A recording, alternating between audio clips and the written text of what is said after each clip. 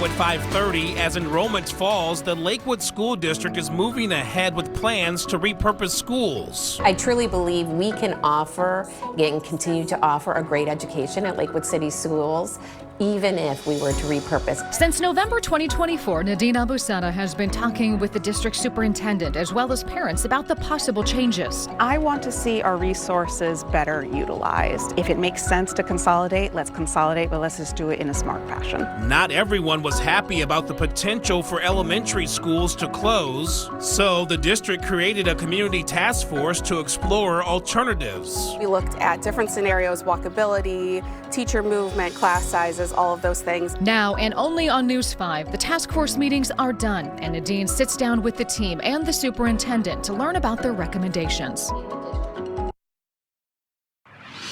Melanie Whiting has been a member of Lakewood's community task force since August. Usually the meetings were structured that we'd have information presented to us and then we would have table discussion time. Those discussions lasted for months. They involved parents, school board members, and the community, all working towards one goal, finding the best solution for the district's declining enrollment while considering students' education, class sizes, and walkability. Every scenario that we've created, the farthest distance for a student to walk is just under 1.5 miles. After the task force's final meeting, there was not one scenario that everybody agreed on. They presented 4 different scenarios to Lakewood City Schools Superintendent Maggie Niedzwicki. So 3 of the scenarios are repurposing one building, and the reason why we would do that, and the biggest reason, is equitable class sizes. Do you know what school that is yet?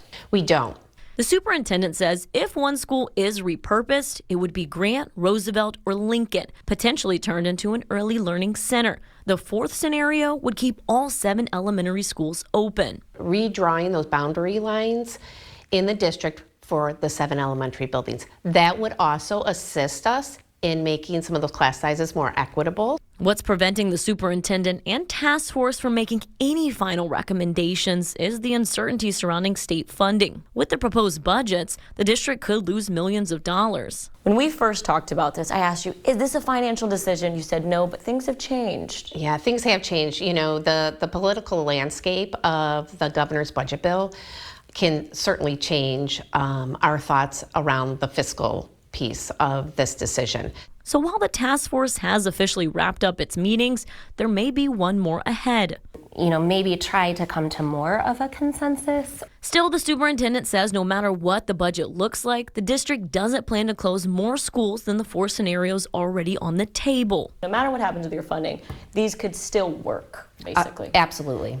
The state budget should be confirmed by this summer. Then the task force is going to meet with the superintendent one more time. She will then take her recommendation and bring it to the school board. The school board will then hopefully vote in September and come to a final decision. If so, the city could see the changes as soon as the 2026-2027 school year. Reporting in Lakewood, Nadine Abusada, News 5.